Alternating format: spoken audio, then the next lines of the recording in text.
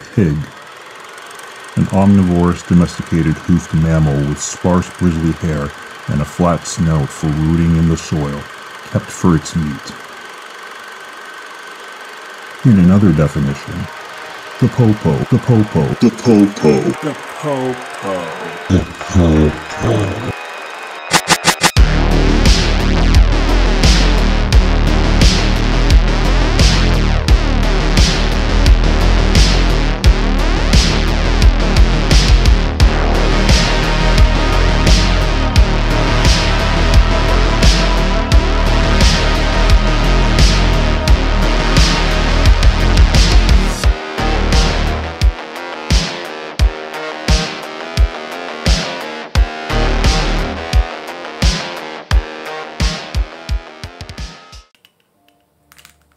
What's going on, guys? Welcome to 31 Days of Horror. I am Morgan Film Fan. Let's jump into some scares. Pig Killer is a film that was released in 2022, and this is from Dark Star Pictures. This is a sister label of Vinegar Syndrome, one of the best companies for physical media out there right now. And I have no clue why the back of this says 2000. And I was looking at this and watching the film for a bit, and I had forgotten when it was released, and I'm like, does not look like a 2000s film. And I looked it up, and it's 2022. I don't know if that was just a huge mistake, or if they started production in 2000, which also doesn't make sense, because this is based on an actual serial killer from British Columbia who was arrested in 2002. So that seems kind of early to start production. But anyways, I'm not going to harp on the date. It came out in 2022, so we'll just focus with that. And this is basically starring Jake Busey, who is the son of Gary Busey. And I thought they were brothers, but apparently they're father and son. So good thing I looked that up before this review. And he is a pig farmer, and he's a eccentric dude. And he likes to go to the bar and get drunk and pick up prostitutes and bring them home and do disgusting things to them before and after he's done with them, like sexually. And he also likes to throw parties and like have bands over at his farm and his acres. And he likes to, I guess, create a community, even though he has this dark secret that he, you know, brings women over and viciously abuses them and murders them afterwards. But we just follow him, and there's two plots going on at the same time. So we got this guy who's named Willie, but people call him Piggy. And then we have this woman who, I apologize, I do forget her name, but we follow her as well. She is an addict of sorts. She definitely is into heroin. She also attends the bar a lot and drinks a lot. And she has a terrible home life where they are seemingly Christian of parents. The mom is an absolute horrible human being. I have not seen a woman be so horrible to their stepdaughter in a very long time in a film. The things that this woman says and the way this woman behaves, she absolutely does not care about this girl at all. Part of her seemingly actually wants her stepdaughter to die, or have an overdose, or just go away in some way, shape, or form. But the father seems to be a lot more loving, a lot more caring, and just have a bigger heart than the mom ever does. So eventually, obviously, these two character stories are going to intersect, and you kind of see it coming where this girl is going to end up a victim of Willie, because Willie sees her at the bar right at the beginning of the film. And then throughout, when he connects with her, they have a date at the bar, and then you kind of see where things are going. But this girl has an overdose closer to the beginning of the film, and then she's hospitalized. And again, you have the mom kind of wishing that she does not recover from it, and then you have the dad being a lot more caring. And this young woman, just has a terrible home life, and she tries to escape, you know, with drugs and going to the bar. Willie's character, Piggy, is the murder scenes are extremely grotesque, and you get a lot of nudity, so you're going to see a lot of swinging dick in this film during the prostitute sex scenes. We're also dealing with an incestuous relationship where Piggy had many cases of intercourse with his mother, and his mother is played in I'm pretty sure it's all flashbacks. She might still be alive closer to the third act of the film, and she might actually show up, but I'm pretty sure, if I'm not mistaken, that every time Piggy's mother is on screen, it's like him hallucinating. He does hallucinate her a lot, especially after having sex with a prostitute in particular. He'll see his mother's face and his mother's figure right there. So all that dialogue, you also see the mom nude as well. All that dialogue is rather disgusting, and I'm going to look for the mother's name back here because she is a popular actress, but I unfortunately don't see her name back here. I did see a special feature in this involving the woman who plays the mother, and I wish I could remember her name because she was in The Devil's Reject. She is the woman who is on top of Sid Haig holding the gun and telling him to say something, the blonde woman. She was also a porn star for a big chunk of her career, and she was talking about how she doesn't regret anything about it and how she had so much fun in the industry, and then one day she just decided to not want to do it anymore and want to pursue horrors and dramas and everything else, which is cool. She seems like a woman with a big head on her shoulders, and she's certainly a character actress, and certainly you can tell she loves the genre, and you can tell she loves the exploitation side of cinema, and I can always appreciate that because exploitation cinema is fucking amazing. And if you want to talk exploitation cinema, just go watch Pig Killer. I mean, another actress in here, Bei Ling, I'm pretty sure is her name.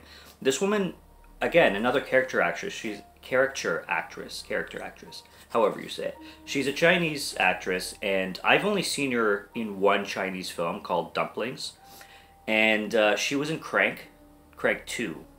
Yeah, she was in Crank 2. Was it Crank 2? Yeah, it was Crank 2. And she's also popped up here and there and everywhere. She just randomly shows up in films, and she has the thick, Chinese-American accent. And she just always plays the same type of funny, quirky character. And in this film, she plays a prostitute. She's one of the first prostitutes to get killed.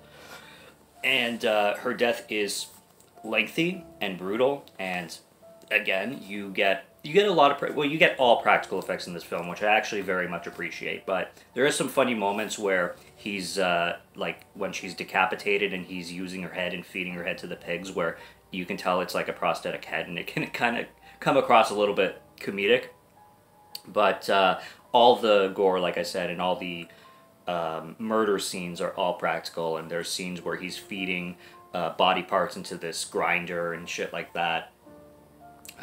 There is one scene where it's a murder scene. He wears a pig head often to, do what he does. And then he's in this trailer and he's raping this prostitute. Or, yeah, I guess I don't know what she is, but he's raping this woman.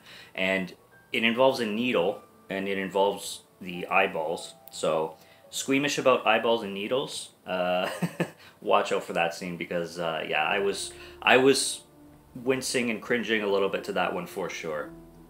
And I have to mention the soundtrack in this film. That's probably what I enjoyed about this film the most. The needle drops in this film are absolutely insane. It seems like every 5 minutes they're playing such an amazing song. And then in the third act, there's an actual band playing an 80s track that plays throughout the film. It's kind of a theme to the film, and you have the band playing. Now, I'm assuming that that's the actual band that wrote that song and plays that song. Don't ask me what the band is, but that song in particular I loved. Very 80s. There's a lot of 80s music here, but it's not just 80s music.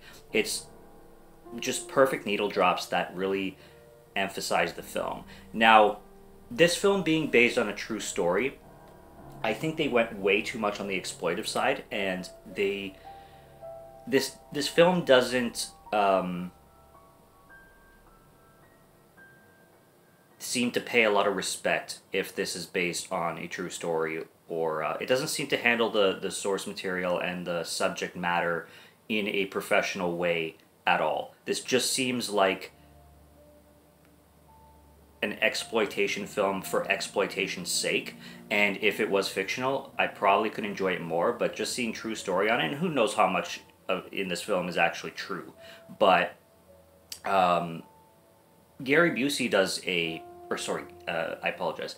Jake Busey does a fantastic job in his character. He has this, like, frat dude smile with the white teeth and everything, and it's just so iconic. You always know both Gary Busey and Jake Busey for their smiles, and Jake Busey especially just has this frat dude smile all the time, and he can make creepy faces, and you can tell that with his eyes, he looks like that kind of character who would be hiding something.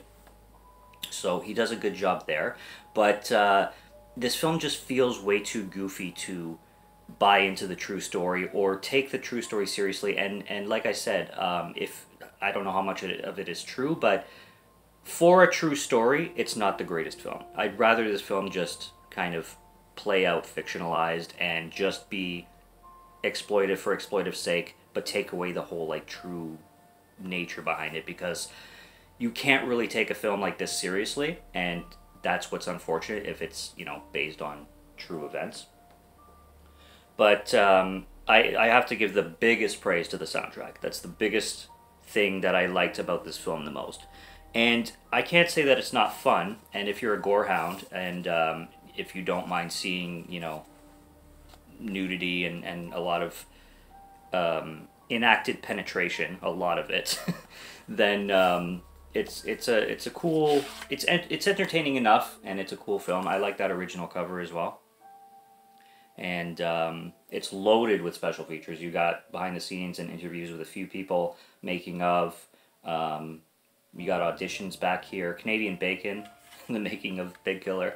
I'm not from BC. I've never been to BC, so you know I don't recognize the settings or anything. But I'm sure if you are from BC, you'll appreciate this even more because you'll probably recognize a lot of the backdrops and everything like that. So yeah, that's Pig Killer. It was a first-time watch, blind buy, obviously, because all my 31 Days of Horrors are first-time watches all the time. So I enjoyed it enough. I haven't watched a film this 31 Days of Horror that's been over 3.5 out of 5. So I don't know where I'd place this film comparing to the others, but it was fun enough, and I definitely enjoyed it enough. So we're off to a decent start anyway. I've seen worse. So that's pretty much Pig Killer. That's really all I got to say. I think I've went long enough on this one. Check it out if it's up your alley. Stay tuned for day 4 and subscribe to Morgan Film Fan for more 31 Days of Horror. And until next time, keep it spooky. Cheers.